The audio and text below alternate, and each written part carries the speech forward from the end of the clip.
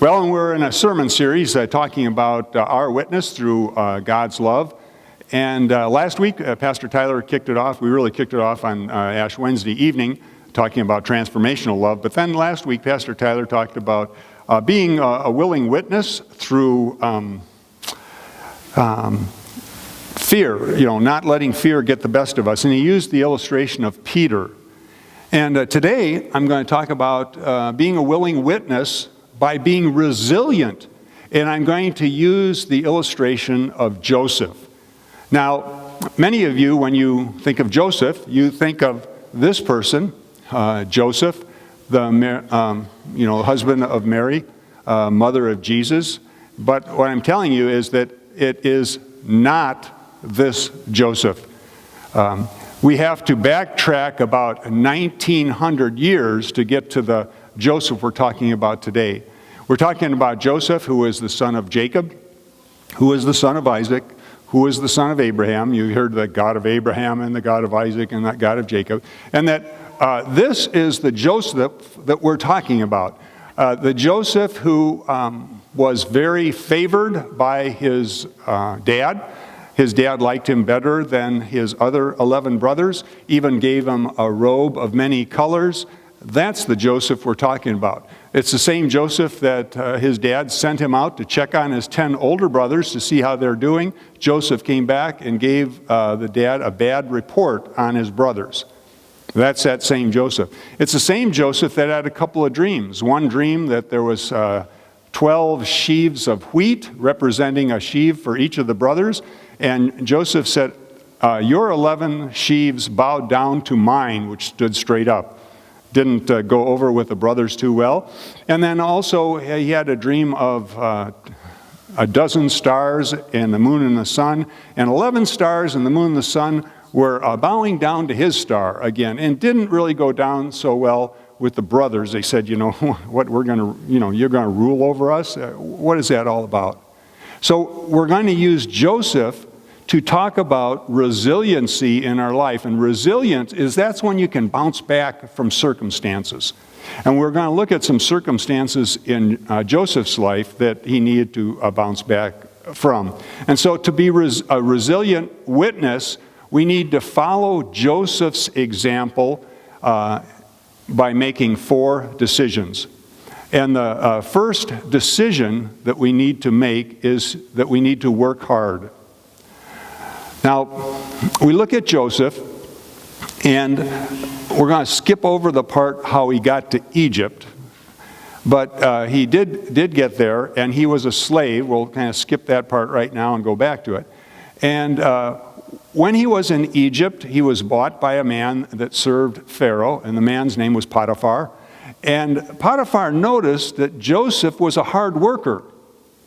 And as a result, put Joseph in charge of his entire household and his business. And everything, all the decisions that needed to be made were made by Joseph because he was a hard worker. Because Joseph, even though, he was the favorite of his father, of a clan that was going to be great, he is now a slave, but he didn't let that hold him back. He was resilient. We see then, step ahead a little bit in his history, he ends up in jail. We'll find out how in a bit. But while he's in jail, he again is a hard worker, and the warden of the prison notices him and puts him in charge of the whole prison. You see a theme kind of developing here. Because of his hard work, he was noticed. And then finally, the third part is his life in Egypt. He comes to the notice of Pharaoh, and we'll talk about that a little bit as well. And as Pharaoh looks at Joseph, he puts him in charge of all of Egypt because Joseph has predicted that there'd be a famine after 7 years of good food, and that then they'd need to store food and then have it available later. And again, because Joseph is this hard worker, he is put in charge of all of Egypt. Now the point comes to us. He needed some resiliency. He could have kind of bemoaned, I'm a slave under Potiphar, I'm in jail, or whatever it might be. he was resilient. And we, no matter what our circumstances are, need to be resilient in our lives and work hard. Because when we work hard and apply ourselves, people look positively upon us, and we then reflect positively upon our God, because they know we're Christian. And it kind of shows that a Christian applies himself and works hard. Well, the second decision that we need to make in order to be a resilient witness is, as we talked up here, to do right. Now, Joseph, in his life, did what was right. We'll just take one instance of it. And it was when he was serving in Potiphar's household, and everything was going well with Joseph. Unfortunately, Potiphar's wife was not the faithful little woman at home. She had wandering eyes, and her eyes had wandered upon Joseph, and she set up a scenario that Potiphar was out of town. She sent all the servants away. Joseph and she were in the house, and she put the moves on Joseph and said, come to bed with me. And Joseph is, saying no, refusing, and saying, how can I do this, such a thing? How could I do this to my master? Yet, she continued to entice him, but he refused. Now, he probably was living out the commandment, you shall not commit adultery. But the interesting thing is, he must have had that internalized, because if you know about the commandments are not going to come up, they're not coming about for another 400 or 500 years when Moses goes up the Mount Sinai and gets them from God. So even before the commandments are there in stone, Joseph is doing what is right by God, knowing that committing adultery is wrong, knowing that to give in and do this. And so even under these difficult circumstances, Joseph was resilient and did what is right. And the message comes to us as well. We need to be morally upright. We need to be ethically upright, no matter what the situation is. Even when, maybe we feel we're wronged and we should return wrong with wrong. That is not the case. We are to continue to do right, because when we do right, it just doesn't reflect upon ourselves. It reflects upon our God as well. And we are a witness for God when we do what is right in our lives. Well, then, to be a resilient witness, we need to make the third decision, which is to remain faithful to God. And we see Joseph is the one that does remain faithful. We see what he said when he was in prison. We had the two officials from Pharaoh's court, the baker and the cupbearer. Both of them had dreams, and they said, Joseph, can you interpret these dreams? And he said, no, but God can. You notice he didn't say, yes, I can. I'm pretty good. No, he said, no, but God can give you the interpretations. He was faithful to God, and he reflected the glory to God. And the identical thing happens when he's before Pharaoh, and Pharaoh has these couple of dreams and asks Joseph, I've heard that you can interpret dreams. And he says, not me, but God will give you the answer to your dreams.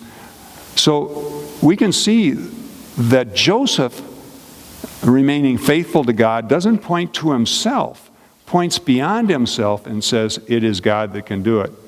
We'll back up again to Potiphar and his household, and we see that because Joseph was faithful to God, God favored him, and as a result, Joseph prospered in the house of Potiphar. And then after his little encounter with Potiphar's wife, him being thrown in prison, again under duress and difficult circumstances, when Joseph was in prison, the Lord again showed him kindness, and the prison warden saw Joseph with favorable eyes and treated him well, because Joseph continued not to be faithful to himself, but to be faithful to God. And finally, we see as Joseph is before Pharaoh, and Pharaoh says, Okay, you've told me about this 7 years of good crops and the 7 years of famine, and that probably it's prudent to have someone to collect the food during the 7 good years, so we'll have it during the 7 bad years. And he said, actually, I've already picked the person that's just perfect for it. And he said, and the person, Pharaoh says, is you, Joseph.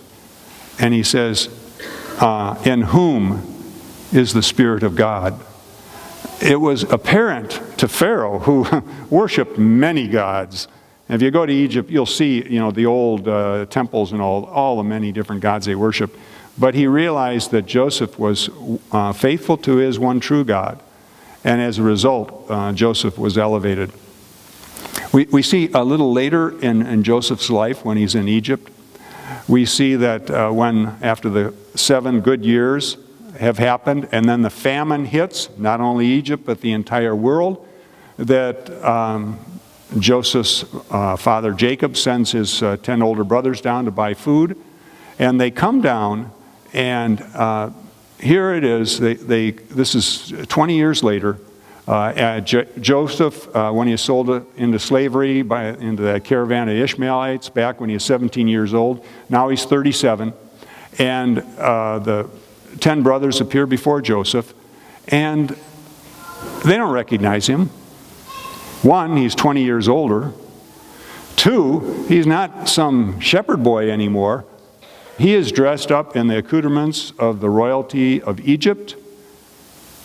Except for Pharaoh, he's the most powerful person in the world.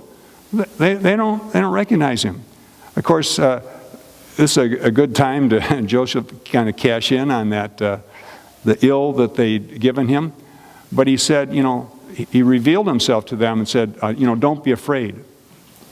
Am I in the place of God? He said, no. But it was because of, you intended it for evil when you sold me into slavery, but God had a plan.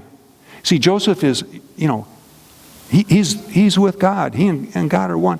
God had a plan, and the plan was to save many people, including you guys. And so as a result of his faithfulness, not only did he save the people of Egypt, but his own people, the Israelites, and many, many others as well. All because of his faithfulness. And again, we need to show the resilience that Joseph showed in our lives.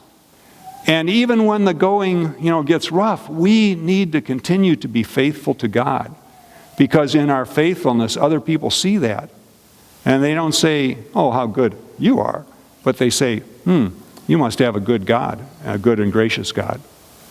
Well, fourthly, to be a resilient witness, we need to make the decision to forgive others.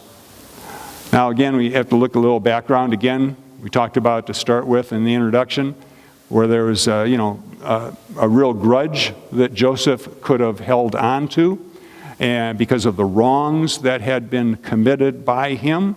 We look in Genesis chapter 37, where Joseph's brothers, saw that their father loved him better, than anyone else. That's not really so good. I mean, okay, in my family, my parents loved me the best, hands down.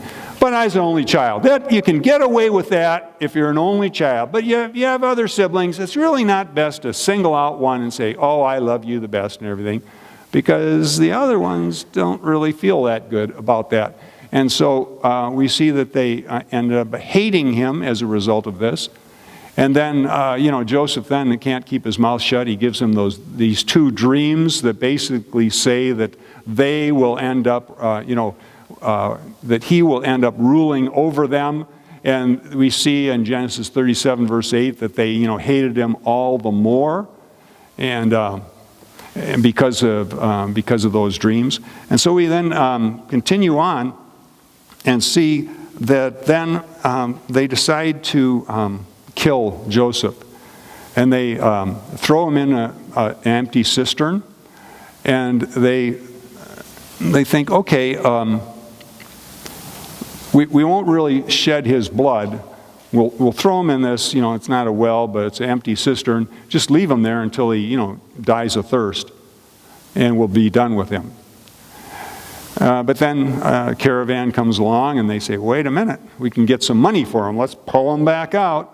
And they sold him as a slave to this band of Ishmaelites. And then they transported him off to places unknown to them, but known to us. If you take a look at the map here, he traveled all the way from the right, where he was with his family, and traveled all the way into Egypt, really kind of never to be heard of again.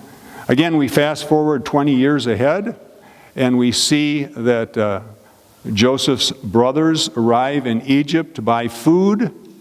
Again, as I said before, they don't recognize Joseph because he looks a lot different, and who would expect that their 17-year-old brother would be the leader of the entire world, pretty much, leader of Egypt. And when they arrived, they didn't recognize him. And you could see that this would be a perfect time for anyone who would bear a grudge to get even. Because Joseph could do anything he wanted because he had the power given to him by Pharaoh. Yet we see, as he reveals himself to his brothers, says, I am Joseph, your brother. And, don't be angry with yourselves because you sold me into slavery. Oh, wait a minute. Who should be angry here? It's not them, it's Joseph. Yet, he calms them and says, listen, I don't hold it against you. I forgive you.